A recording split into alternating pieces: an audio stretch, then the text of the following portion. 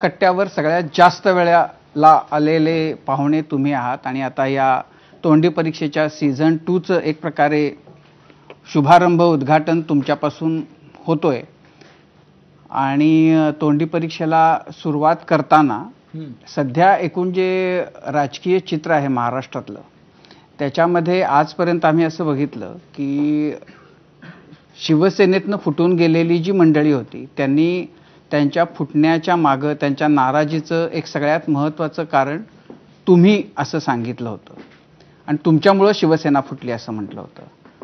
राष्ट्रवादी काँग्रेस फुटल्यानंतर त्यांच्याही आता लोक ब्लेम करतात की संजय राऊतांमुळे राष्ट्रवादी काँग्रेस फुटली। ते कमी म्हणून की काय, आता परवा संजय निरुपम कट्ट्यावर आले होते आणि त्यांनी असं सांगितलं की हे जे आंतरराष्ट्रीय प्रवक्ते आहेत तर त्यांनी दोन पक्ष फोडून त्यांचं समाधान झालं नाही, आता ते काँग्रेसची पण वाट लावायला निघालेले आहेत। तर ह्या आक्षेपाबद्दल ह्या आरोपाबद्दल तुम्हाला काय वाटतं आणि हे आंतरराष्ट्रीय प्रवक्ते अशी जी हल्ली तुमची नवी ओळख झालेली आहे त्याबद्दल तुम्हाला काय वाटतं? मुळात मला आश्चर्य वाटते की राष्ट्रवादी काँग्रेसच्या फुटीला संजय राऊत जबाबदार कसे? शरद पवारांसारखा इतका मोठा नेता त्या पक्षाचं नेतृत्व करतायत, त्यानंतर शिवसेना, काँग्रेसचं मी बोलणार नाही, हे का गेलेत ते सोडून द्या। आणि त्यांच्या जाण्याची कारणं ही त्यांच्या डरपोकपणात आहेत। हे घाबरून गेले। ED, CBI, income tax, police हे जगजाहीर आहे आणि हे काय लपून राहिलेलं नाही ना। भारतीय जनता पक्षाच्या वॉशिंग मशीनमध्ये घालून भाजपने त्यांना स्वच्छ करून घेतलं म्हणून त्यांचे काय पाप धुवून निघणार नाहीत। एकनाथ शिंदे का सोडून गेले? अजित पवार का सोडून गेले? त्यांच्याबरोबरचे साधारण 20, 25, 30 लोक का सोडून गेले? हे तुम्हालाही माहिती आहे, जनतेलाही माहिती आहे।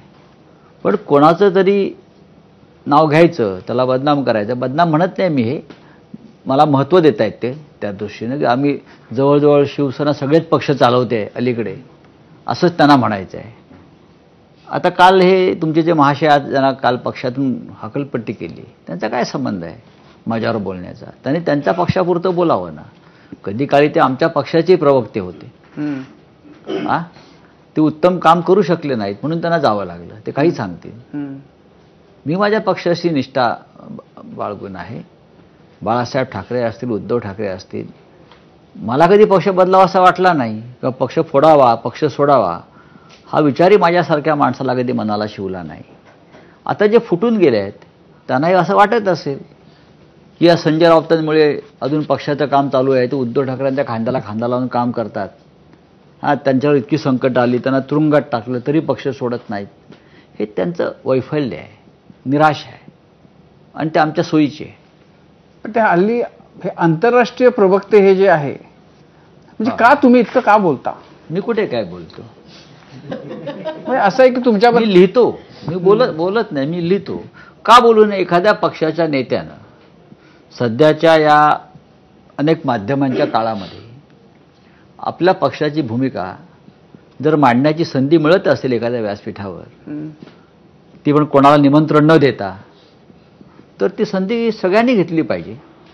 शिवसेना असं म्हणत नाही, ज्याच्यामध्ये हिंमत आहे बोलण्याची, सांगण्याची, किंवा ज्याच्याकडे काही आहे सांगण्यासारखं म्हणून लोक येतात ना। मी तर कोणाला आमंत्रण देत नाही, त्या तुमच्या मीडियाला किंवा पत्रकारांना येतात, प्रश्न विचारतात, चर्चा करतात। ते दाखवायचं की नाही, छापायचं की नाही तुमच्या हातामध्ये आहे। नाही, ते पूर्वी शाळेमध्ये असताना तो एक धडा होता, सकाळ झाली, महादू उठला, बैल धरले, औत धरलं,